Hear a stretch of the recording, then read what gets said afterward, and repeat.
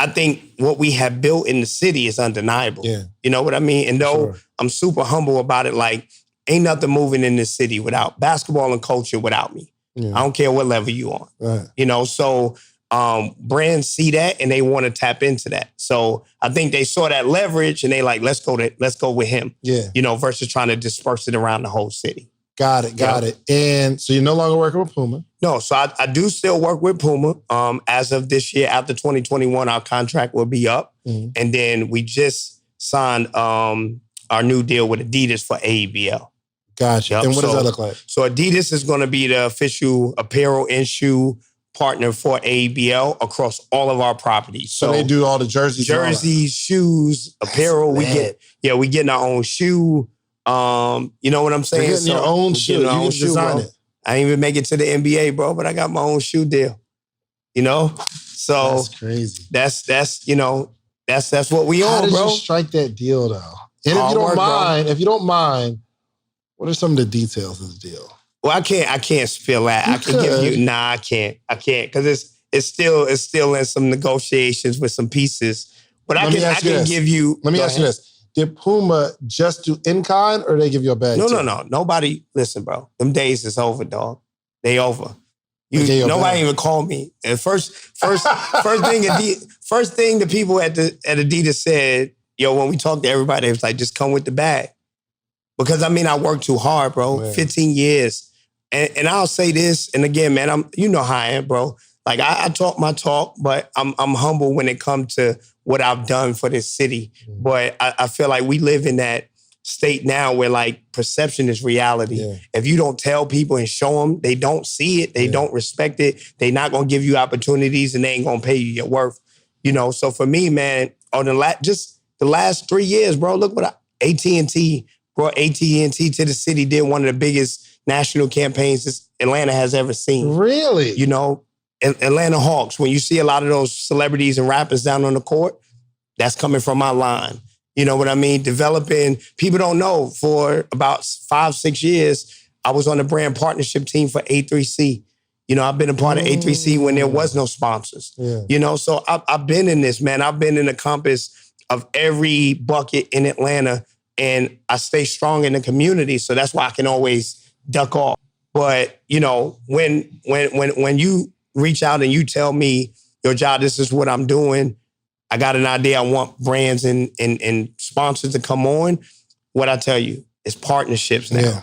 Sponsorships don't exist no more. When somebody say sponsorships, it's like, bro, you're not getting no real money. Right, but so partnerships come with a bag. But partnerships are typically based on performance.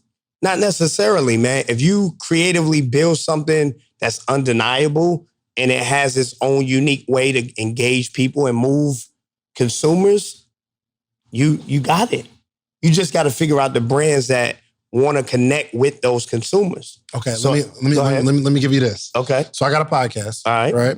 And because you are the GOAT at like creating the bridge between like small business owner and big corporations. I have a podcast. Yep. Super dope podcast at that. Super dope podcast, man. What would I have to do? What would a company want for me to create a dope partnership where it's very beneficial for both of us? I would tell you to start off, reverse that. What do you want? So you're not waiting on them to decide how to connect with you. You want to know how you want to connect with those brands and what you want from them. Right? Okay. What would I have to be doing to cut $1 million deal with a big brand? I would say first you need to identify what brand it is. Because not every brand is going to fit your podcast. Right. Every audience and consumer that you have may not fit that brand. So the first thing I would do is I would identify the brands that you feel passionate about first. Brands that you would support out front. I'm gonna give you my list. And go ahead. Nike. All right.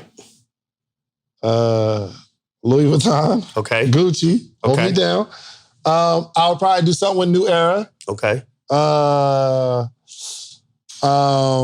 Who else? I like these jeans that I'm wearing. They're what are they called? Purple brand or something, or something brand, something. Yeah. So I don't know. Here's the major thing is the $1 million. I want a $1 million partnership. Right. But I'm trying to figure out how do I position myself. I don't even care who gives me the $1 million. Okay. I don't even eat McDonald's, but right. If we're gonna do this $1 million, but see, that's why some fries, so that's where I'm, as someone who's experienced and does this every day, I want to educate you as well as other influential people like yourself. You don't got to do that no more. You don't have to just work with anybody. Okay. You've built the platform and the leverage that you have that influences millions around the world, bro. The fact. So now you can strategize and decide, how do I want to work with McDonald's? Am I selling? Do I want that type of partnership? Because it's a marriage, bro. Yeah. That's why I say sponsorships are cool. They're needed. They happen. People get them all the time. But for me, once you elevate to a certain level, you want partnerships because it's a marriage. You're going to be in bed with these people for X amount of years, depending on what the agreement is. So you don't want a situation where, let's say right now, you like, yeah, McDonald's is cool. But then next year, you and wifey like, yo, we on this healthy, that don't match up. Yeah. Your consumer, your audience is now like, hold up, Dave, you got this big arch right behind you. See what I'm saying? Bro? What's right. Up with you? That's what I'm saying. So strategically, hey, just know, I would put a Nike sign right. If McDonald's, if you're listening, this is all you right here. You feel me? You're gonna be the golden arches right here. So I feel like from the outside looking in, you already have the platform. You got the audience. Sure. Now it's just trying to engage with brands that you are passionate about that it doesn't necessarily feel like you're selling. Adidas, 3 stripes.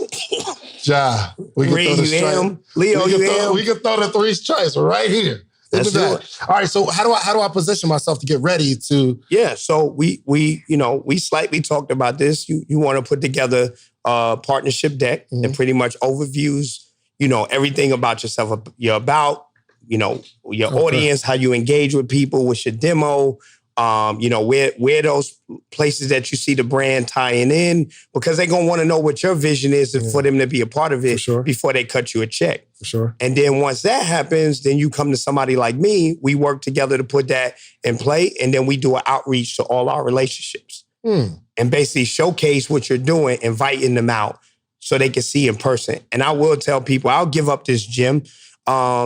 In a pandemic, I made $1 million just built off relationships without having any events, bro. How? Because the relationships rely on you when they have no idea what to do. So explain that. So what did you do? Yeah, so during COVID, pretty much everything that was pivoting from a digital standpoint, everybody was going from physical activations to digital, right? I don't even do digital. That's not my thing. It hasn't been my thing. But I was already tied into everybody that was doing digital properties, creating new events online. And all I did was leverage my relationships, introduce them to all of my friends in the community. It was like, hey, you need to be doing this event. You need to be doing community. They do HBCU esports. At the time, we had just kind of started figuring out were we going to go back in person or not, but leveraging my relationships to my community. Okay. And I probably made more money than I did in the last 5 years in 1 year. And who paid you? The person brands. Who wanted the relationship or the person who's doing the event? The brands. The brands paid you to connect them with the other people that they're going to pay. Correct. So you'll get a bag if you... On both sides. Oh. On both sides. So, and in most cases, like I try to explain to people, that's why I'd rather do business with my friends. Because at the end of the day, now I can make sure the resources are in our community. It's not me just shining my Superman light that I got all this money. If Social Proof Podcast is winning, I'm going to make sure it's in front of the right people. It's up. You see what I'm saying? It's all the way up. And it's not me being like, yo, bro, for me to do this, you got to give me some money. Now we're going to go get the money together and break bread. And not only are we going to go get one brand, we're going to go get multiple brands. So then now I ain't got to worry about tapping your pockets. Because I know you need money. You need money to keep this thing building. You got to survive. And you take care of your family. I ain't got no money, baby. You looking good to me, baby. So I think the biggest thing that people got to figure out right now is understanding what makes them, their properties, and where they're trying to go unique and different. Because as you know, everybody's like, I see what you're doing with the podcast. Introducing people to the podcast world, but it's going to be a backlash from that with brands too, because everybody gonna be doing podcasts and everybody think they podcast is the biggest. So what sets your podcast apart? And you got to hone in on that. You know what I think? And Joe, you want some water? No, I'm water? good. You sure? Yeah. We got sparkling water too. I'm good. Very fancy. Okay. But I think, especially in the podcasting space, I think every podcast is unique in the fact that the host is unique, right? Correct. So nobody can, even if there's a million other podcasts, nobody has kind of like the energy, the swag that I got. Not saying I got the best. It's just mine is different. You got yours. Yeah, for sure. And I think that brands will want to attach themselves to just my style of communication. Right. If their audience can resonate with that, right? So I'm saying if I put together my one sheet with all of the details of the podcast, all the stuff that's going on, my story, things of that nature, then I come to you and say, Jah, I'm trying to get sponsorship for my podcast. These are our numbers. This is what we're doing. This is the audience that I have. Because basically, your sale to the brands is based on my audience, yes? Correct. Majority.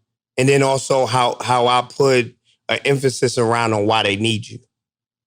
You see what I'm saying? So I have to still do me, right? It's the relationship. I'm putting the source you. Exactly. I'm putting the sauce on top of what you've already created as ingredients. And they trust me. So they know that I'm not going to lead them to nothing that ain't going to make sense. So that's why I said there's difference of people who are marketers. I know a lot of dope people that got dope brands that they work with. I even know people who got agencies. But guess what? Those agencies still call me. You see what I'm saying? So you got it already, bro. I told you. Need Jah. I've been trying to connect with you. All you need. No. Yes. Now listen. So when Ashley started talking about you more, because you remember, I know you from Sleepers for Suckers. Right. So I'm like, yo, my guy in the mall, let me go holler at him.